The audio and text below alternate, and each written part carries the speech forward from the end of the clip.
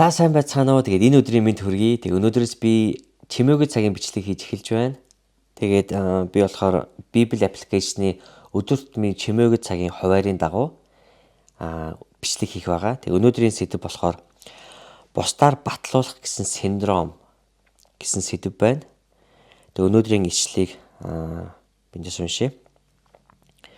Хүнээс айх айдас занга болно. Харин эзэнд итгэдэг нь эсэн мэнд байна. Сургаал төгс 29:25 гэж. За бүгдээрээ залбираад эхлэе.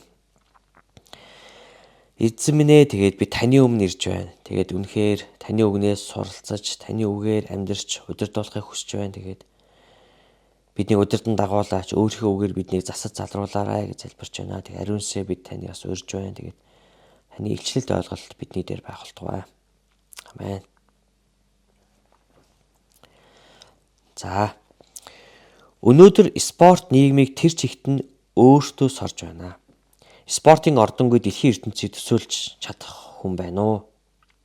Хүн бүр л хэн нэг тамирчин эсвэл дасгалжуулагчаар амьсгалж тэдний амжилт ололт хийгээд ялагдлыг ярьж явна. Маш их өрсөлдөөнтэй ертөнцид фэнүүд болон хэвлэл мэдээллийнхний магтаал сайшаал нь хүнийг татдагч зэмлэл дургуутал нь урам хугалдаг.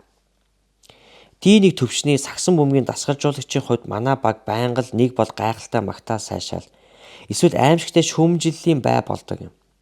Би байнга л бусдаар батлуулах гэсэн синдромтой нүүр тулдаг.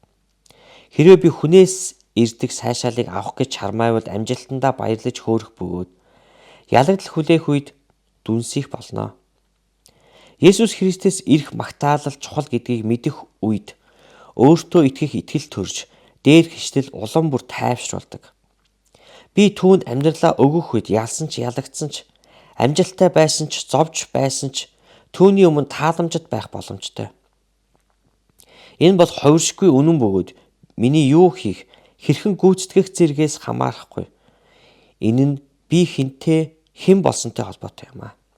Би түүнийх болсон бөгөөд энэ нь хизээч өөрчлөгдөхгүй. Амен.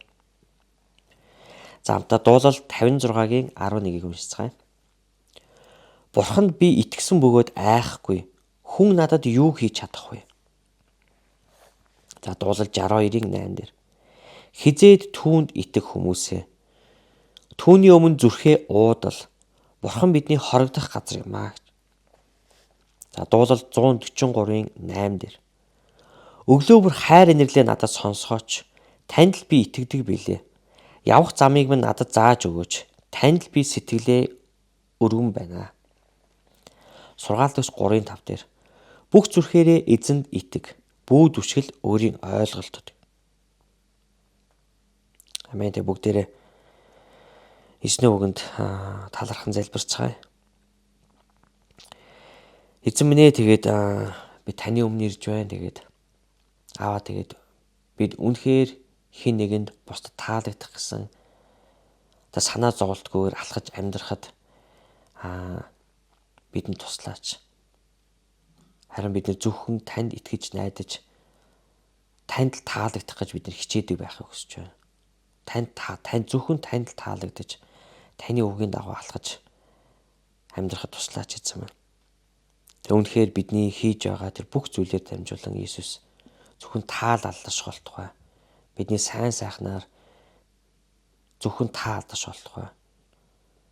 Бидний бас хэцүү үед бас танд итгэж найдаж тантай хамт алхаж байгаа дамжуулан бас Иесус таалдаршаач. Бурхан ариун сүнс таалдаршаач. Өөрийнхөө үгээр бидний засаж залруулаарай гэж Иесусийн нэрээр залбирч байна. Амен. Амен. Бурхан ивэг болтугай.